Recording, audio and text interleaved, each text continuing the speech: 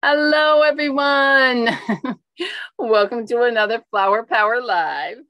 I couldn't resist introducing tonight's show with our plant of the week, Motherwort. But before I get into Motherwort, I want to say hello. I'm Allison from The Well Cultivated Life, and thank you so much for coming here and listening to Flower Power Live, where I love to share my plant knowledge. So before we get into Motherwort, I just do need to acknowledge that this is a pretty special week out in nature because tonight there's a full moon and it's also coming up on the fall equinox. So those things together are definitely worth celebrating. And so I wanted to just share a little bit. Some of you may remember when last spring I took this amazing class from an herbalist named Deb Soul. She's up in Maine, and it was fantastic. It's called the Healing Garden. And so tonight we're having a regroup, or we're regrouping, or getting back together with that group to celebrate the fall equinox and the full moon. And so she sent out this lovely email, and I just wanted to read you a little bit from it. It says, I am writing to gently invite you to pause, either outdoors in your garden, near a body of water that has meaning for you, at your altar, in your kitchen, pantry, or apothecary, or any safe, quiet space that allows you to stop, to take several deep breaths, and to reconnect with your heart and this powerful full moon equinox time. Now, one of the traditions that you can, not traditions, but sort of rituals that you can do during a full moon is it's a time to let go of things that we don't really want anymore. We don't want to be this way. We don't want to act this way. We don't want to think this way. And so it's a great time to put an affirmation onto of something that you want to let go of onto a piece of paper and, burn it under the light of the full moon. So she says also, wherever you are during this full moon and equinox time, may you place strong prayers into some form of flame, a candle or fire, for the healing of all living beings across all time and space, and for balance, your own inner and outer balance, and the balance for all that needs healing. I just thought that was so lovely. I really wanted to share it with you. Now, one thing about fall equinox is that we're now crossing over to where the days are shorter than the nights, and the plants know this. And so it's really, we're coming up on just a couple more days before this happens, where you can finish harvesting your sort of potent leafy herbs and still get the maximum amount of nourishment. Or this doesn't count for things like salad because that's kind of designed to grow all year long. But things like my basil, I'm going to be harvesting the rest of that tomorrow. And I've also noticed over the years that calendula flowers, even though they still look beautiful and orange, when I go to harvest them after fall equinox, they're not sticky. They don't have quite the potent scent of them anymore. So get out there and harvest the last of your goodies before we cross over into the waning time of the year. So now back to our plant of the week is Motherwort, which is Leonurus cardiaca. You might recognize that word, cardiaca, being related to the heart. And so Motherwort, as we'll see in a little bit, has an affinity for the heart. It's native to Europe, but it's now widespread all throughout North America. And it's past the time of its blooming, but I do have this incredibly huge Motherwort that's growing right in the middle of my, vegetable.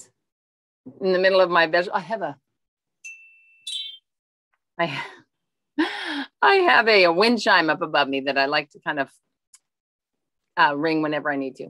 So this is the upper part of the plant. This is about 5 feet in my garden, and you can see these long stems. They did have more of these small single leaves on them earlier, but those are all starting to fall now. But what I wanted to show you, that's this is in the mint family. So if I grab the stem here, I can feel that it's square, but you never want to grab the stem on those little bracts. Now, when the leaves, in fact, that's hurting me, just touching the back of my hand right there. These are the sharpest, spiniest, protective cases that the flowers grow inside. So it's incredibly protective of its flowers. You cannot touch it. You could actually probably cut yourself on that. But one of the things I like about it is it has these beautiful, kind of just such a nice light green colored leaf. They kind of remind me a little bit of almost like a maple leaf. And they're really beautiful. It is a perennial, so it'll come back year after year. And it also makes a lot of seeds. When I cut this, I picked it up and it went, psh. So I'll have plenty of baby motherworts next year in my garden. And so once you have it in your garden, it's going to be there for a long time. And so this, especially, as you can imagine, with a name like Motherwort, this plant is very helpful for different conditions for women. And it has been associated with the heart. And astrologically, it's ruled by Venus, which is the ruler of love and relationships. So according to Matthew Wood, it has been used for a sedative for like nervousness and heart palpitations, as well as that kind of hormonal change in menopause. It's often associated, like I said, with the heart. And so the heart palpitations, we see it. It's very calming and soothing remedy. It's a nervine of sorts. And it also is effective on hyperthyroidism. Now, that's less common than the hypothyroidism that most people are familiar with, where you have low thyroid. So the hyperthyroidism is an overactive thyroid. So again, it's calming. So it makes sense. And what they think is happening is that the active ingredients in the plant itself, which are these really intensely acrid, bitter compounds, that is soothing the parasympathetic nervous system. So it's calming these things that are sort of your automatic things that are happening in your body. So it also has some other uses, like it can be used as a diaphoretic. That means it helps to induce sweating and therefore reduce fevers and chills. Now, one of the ways that you can use it for menstrual cramps, because it's effective for menstrual cramps, also during pregnancy, it's helpful for just kind of toning the uterus, helping the afterbirth come out after the birth, after the child is born. And also it helps with milk flow in the early stages. So one way that you can use it, because the plant is so bitter, Jethro Kloss, from his book, Back to Eden, he recommends making a strong tea and then a fomentation, which is basically you take a cloth, like a muslin cloth or something, and you soak it in the tea, and then you would lay this onto, especially for cramps, you would lay that onto the affected area. And you can also sip it, but most people use it more as a tincture, just because it is so incredibly bitter. So the Motherwort flower essence has a really great, I love how this works. So it helps people who have hardened themselves due to situations in their life, a lot of times when they were children, where they had to kind of shut down their emotions to protect themselves. And so what it does is it helps to kind of strengthen boundaries so that a person will feel safe. They still can have they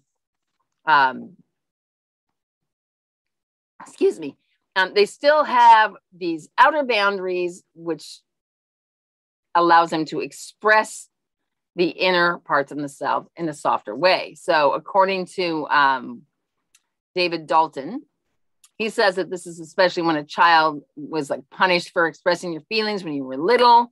So you learn to protect yourself by suppressing those emotions.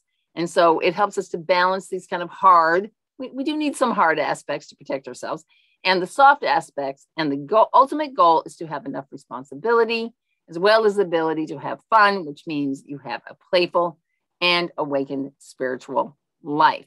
So you've got this flexibility and balance. Now, according to Lycanwood Herbals, Motherwort promotes the development of healthy boundaries. It facilitates the development of inner strength while allowing a soft, nurturing presentation. And the saying that in the book, Stars, where did my book go? I was going to show it to you. Stars of the Meadow. This is David Dalton's book from Delta Gardens. He's actually here in New Hampshire. This is teasel on the front. He's done a lot of work with teasel. And the saying that he has for Motherwort is, I strengthen so that I may soften. And I like that. Now, our Oracle card, I have to remind you, we're going to have 2 cards today.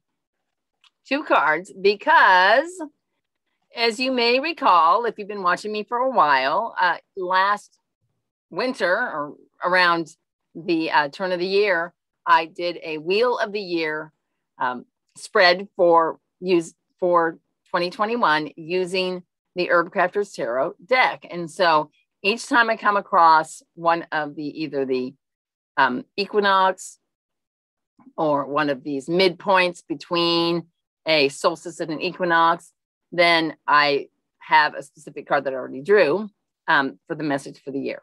And that's what Motherwort is. But I like to bring back our theme of the entire year, which was dandelion. So dandelion is reminding us that we need to be adventurous and more playful in the year today and be ready to get out there and have just a little bit more fun. And that goes quite nicely with the flower essence from Motherwort, where there's an importance to have this inner playfulness.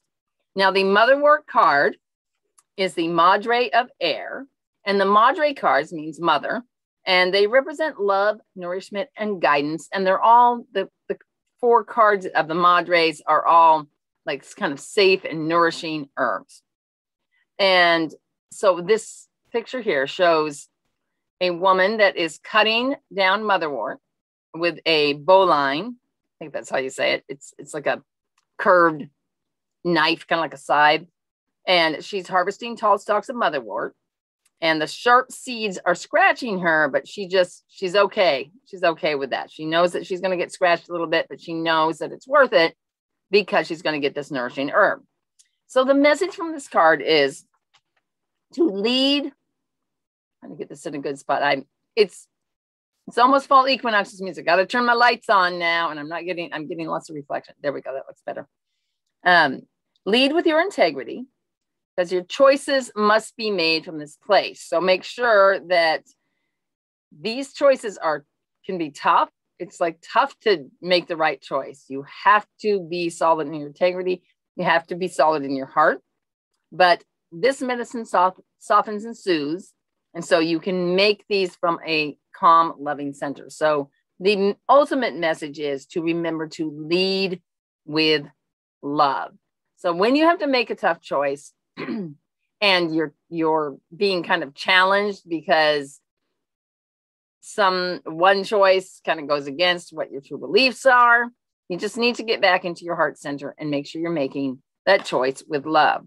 And I think this is just such an important message for this time of year, because when it's summertime, we're like free with our love and we're, open, and we, as they say, summer months are when the living is easy. And so it's easy to feel loving and more open towards people. But as we're now coming into the fall and the colder months here in the Northern Hemisphere anyway, we can just use this mantra, lead with love, to help us to remember, as we are kind of like retracting our energy back from the summer, because in the summer, you just let all your energy out because you have more energy, there's more sun, you feel more vital.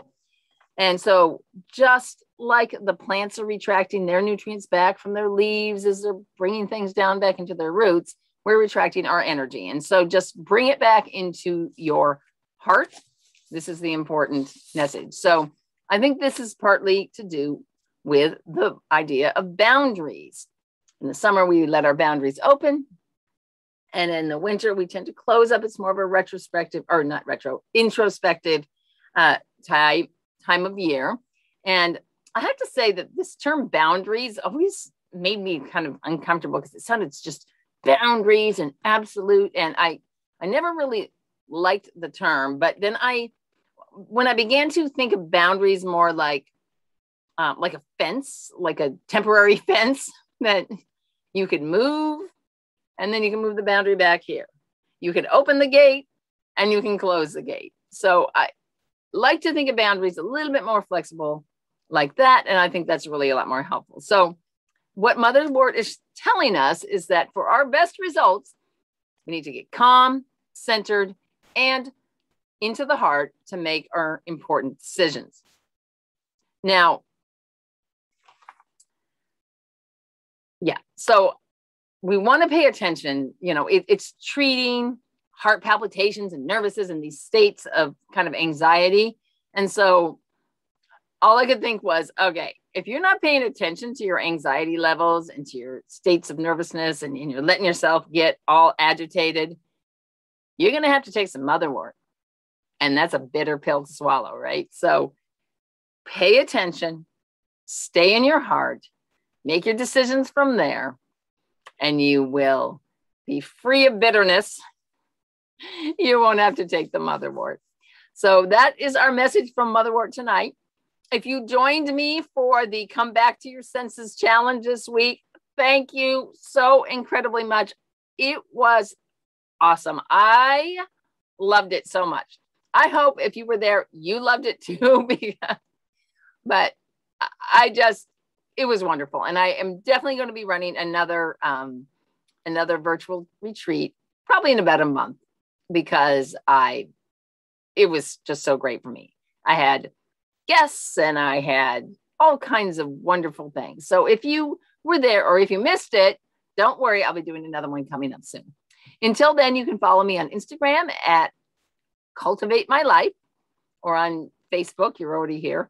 So thank you so much for joining me tonight. Have a great night, everybody.